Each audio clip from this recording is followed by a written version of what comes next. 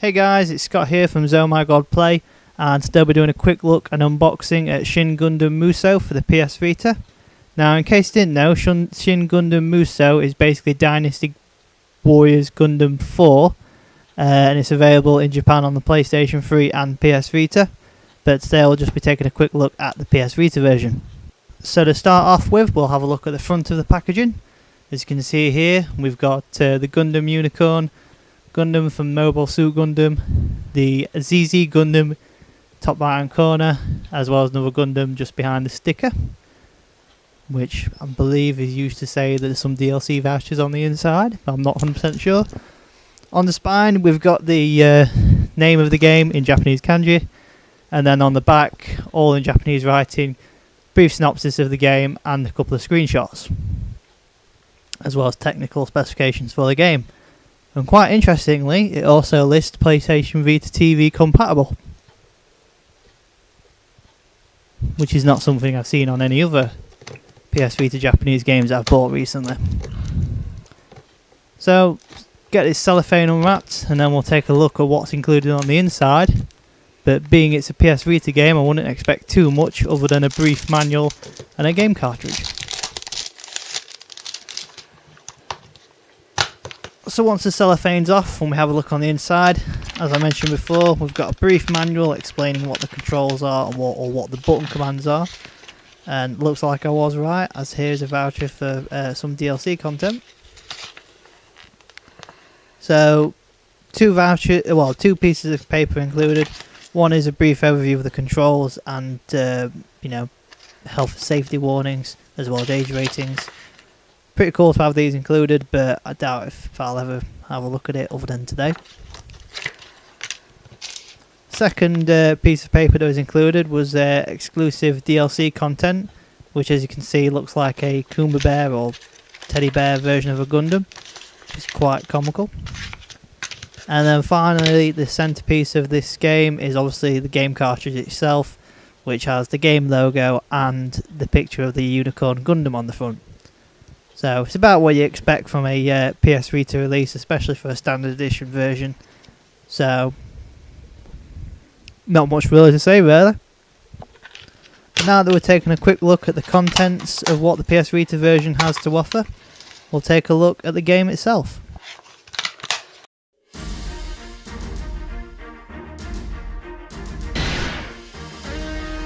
So now that we've got the game unwrapped, we'll take a closer look at what the game has to offer, as well as a few of the gameplay modes. So this being a continuation of the Dynasty Warriors Gundam franchise, the gameplay remains the same as normal Dynasty Warriors games. So you've got 3 different gameplay modes included. Official mode, which replicates the individual anime series for each individual Gundam game. Ultimate mode, which is a unique story to Shin Gundam Musou, that will feature Gundam not seen before in the Gundam universe, and then database, which has a look at different characters and mechs. But first we'll take a look at official mode, whereby it brings a list of all the different Gundam anime series or manga series and lists them all. Not all of them are contained, but the popular ones are. For example, we've got Mobile Suit Gundam, Z Gundam, Gundam Unicorn, Gundam Seed Destiny, as well as Gundam Seed. And to start off with, I'll take a look at Gundam Seed because it's one of my favourite series.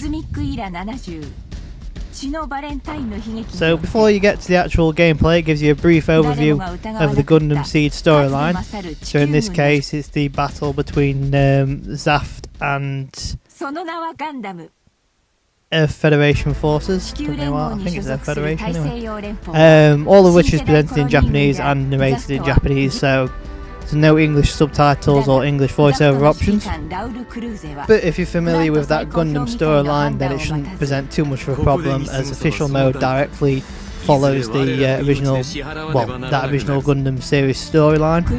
So in this instance, Gundam Seed will tell the story of how Kira found the Strike Gundam, as well as the adventures of the Archangel.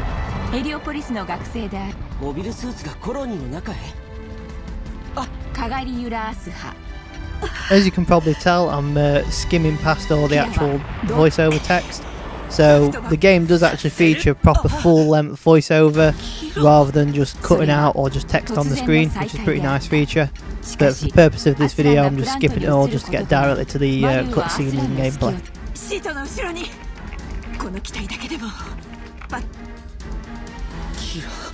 アスランはストライクガンダムの強奪を断念し So once the actual cutscene has ended with all the actual text and voiceover, you get brought to this little pre-battle menu, and here you can have a look at the actual conditions required to complete the mission, or have a look at the unit fields to see where your units or opponent units will be. After that you can just start the game.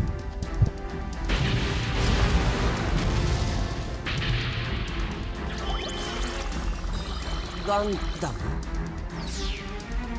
It's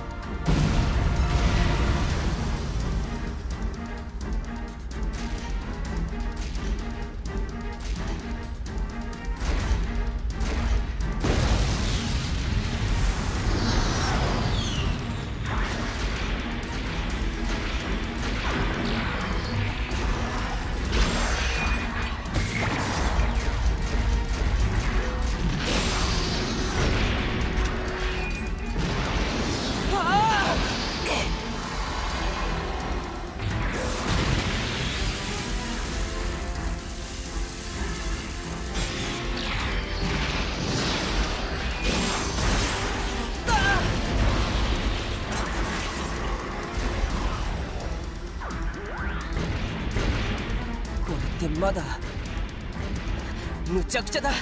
こんな OS でこれだけの機体を動かそうなんて。どいてください。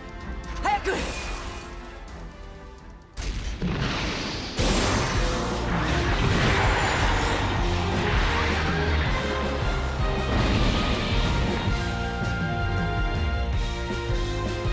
And then once you finally get to the gameplay, as you can see, it's exactly the same style as the previous Dynasty Warriors Gundam game. So that was a quick overview of Dynasty Warriors Gundam or Shin Gundam Musou, which is now available in Japan.